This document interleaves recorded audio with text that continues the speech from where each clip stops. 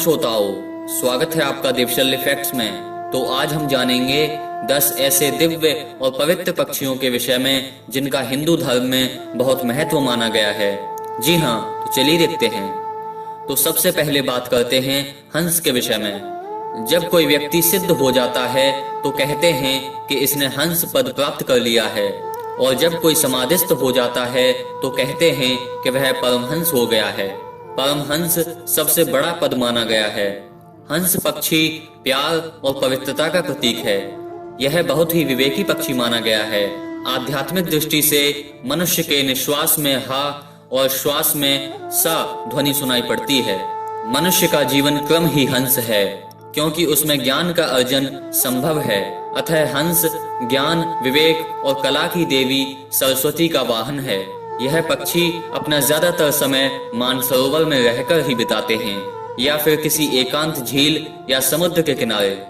हंस दाम्पत्य जीवन के लिए आदर्श है। यह जीवन भर एक ही साथी के साथ रहते हैं। यदि दोनों में से किसी भी एक साथी की मौत हो जाए तो दूसरा पूरा जीवन अकेले ही गुजार देता है। जंगल के कानून की तरह इनमें मादा पक्षियों के लिए लड़ाई नहीं होती। आपसी समझबूझ के बल पर ये अपने साथी का चयन करते हैं। इनमें पारिवारिक और सामाजिक भावनाएं पाई जाती हैं। हिंदू धर्म में हंस को मारना अर्थात पिता, देवता और गुरु को मारने के समान है।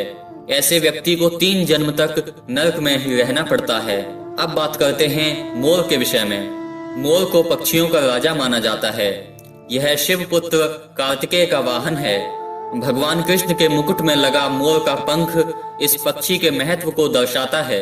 यह भारत का राष्ट्रीय पक्षी है। अनेक धार्मिक कथाओं में मोर को बहुत ऊंचा दर्जा दिया गया है। हिंदू धर्म में मोर को मार कर खाना महापाप समझा जाता है। अब बात करते हैं कौवे के विषय में। कौवे को अतिथि आगमन का सूचक और पितरों का आश्रम स्थल माना गया है। श्राद्ध पक्ष में कौवों का बहुत महत्व माना गया है। इस पक्ष में कौवों को भोजन कराना अर्थात अपने पितरों को भोजन कराना माना गया है। कौवे को भविष्य में घटने वाली घटनाओं का पहले से ही आभास हो जाता है। अब बात करते हैं उल्लू के विषय में। उल्लू को लोग अच्छा नहीं मानते और उससे डरते हैं, लेकिन यह गलत धारणा है। उल्लू लक्ष्मी का वाहन है। उल्लू का अपमान